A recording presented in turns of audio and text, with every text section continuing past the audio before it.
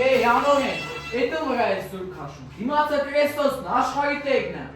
Եվ այստեղ Աբովյանը կատարում է համեմատություն։ Քրիստոսի համը ողջունելու նամակները համեմատելով հայ ժողովրդի ներկայ կացվելու համար։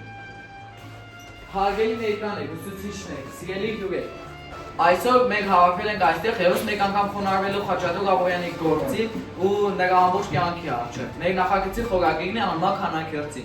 Ինչու հենց անմակ հանաքերծին, քանի որ չնայած նրա հանկարծակի անհետացմանը, նրա թողած ժառանգությունը միշտ անմահին մնալու մեր հուշերում եւ մեր մտքերում։ Խաչատուր Աբովյանն միայն Բերք Հայաստանի վեպի հեղինակը չէ, նա մի ամբողջ դարաշրջան է, ճառագայթ, որ ցոլացեց եւ լուսավորեց հայ երիտասարդության միտքը։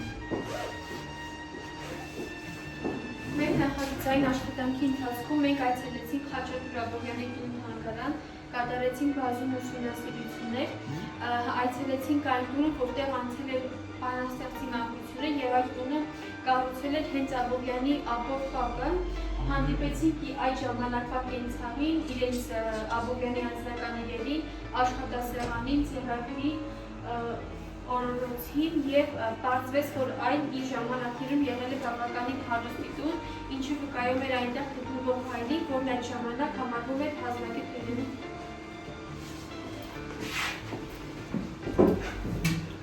Այնօր գրականության հիմնադիր բանաստեղծ մեծ ուսանող Խաչատուր Աբովյանը ծնվել է 1800 թվականի հոկտեմբերի 15-ին Քանաքեր գյուղում, որն այժմ Երևանի թաղամասերից մեկն է։ Խաչատուր Աբովյանը 10 տարեկան հասակում մտնում է Գևորգյան ճեմարան եւ այնտեղ կրթության սալան դառնում է հոգեվարական, այնուհետեւ հրաժարվում է եւ մեկնում է Թիֆլիս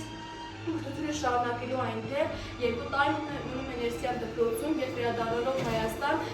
մնում է Ստիպասլորիում, քանի որ սպասական պատերազմ էր, այս ժամանակ երբ մնում էր Լորիում դասավանդել էր Հաղպատի եւ Սանահինի բանկերում, ինչպես նաեւ այդ ուսանողական տարիներին սովորել այդ Դորպատում 1830-36 թվականներին, Խաչատուր Աբովյանը դարձել է մեծ կաթոլիկոսի քարտուղար եւ թարգմանիչ, երկար ժամանակ անց Հայաստան է գալիս Ֆրիդրիխ Պարոտը, ով այն նպատակով է գալիս, որպեսզի բացառ առանց մերը պատահաբար հանդիպելով Խաչատուր Աբովյանին առաջարկում է որպեսզի գա եւ իր աշխատանքի հետ բարձրանա, նրանք մի քանի անգամ փորձ են կատարում, բայց այնուհետեւ երրորդ փորձը ստացվում է նրանց մոտ բարձրանում է, այնուհետեւ Խաչատուր Աբովյանը ամուսնացել է Էմիլիե Լոզեի հետ, ունեցել են 2 երեխա, Բաղդանը եւ Զարման Դուխտը, 1848 թվականի ապրիլի 2-ին 38 տարեկան հասակում Խաչատուր Աբովյանը տարից դուրս է գալիս եւ այլևս չի վերադառնում։ Սա Խաչատուր Աբովյանի միակ դիմանկարն է, որը նկարվել է այն ժամանակ, երբ նա դեռ 20-ից 21 տարեկան է։ Նկարվել է Դորպատում 1830 թվականին։ Կային կարծիքներ, որ նկարը ոչ թե պատկանել է հենց Աբովյանին, այլ վերցնված եղել քրոջ դիմանկարից, սակայն դա կարծրատիպ է եւ հետվել է Դորպատի համալսարան պրոֆեսորների կողմից, բացահայտվելով նաեւ նկարչի ինքնությունը, նկարել է Լյուդվիգ ֆոն Մայդելը յուղաներկով։ Նկարելուց հետո նկարը դաժան ճակատագրի ունենում եւ անհետանում է, նկարը գտնվում է Խաչատուր Աբովյանի որդու Վարդանի ջանքերով եւ վերականգնում է Գևորգ Փաշինջանյանի կողմից։ Նկարի եզրերը քայքայված են լինում եւ Փաշինջանյանը ստիպված կտրում է։ Հետագայում այդ արդեն մյուս նկարիչները փորձել են նրա պատրենքը տառներ ստեղծել եւ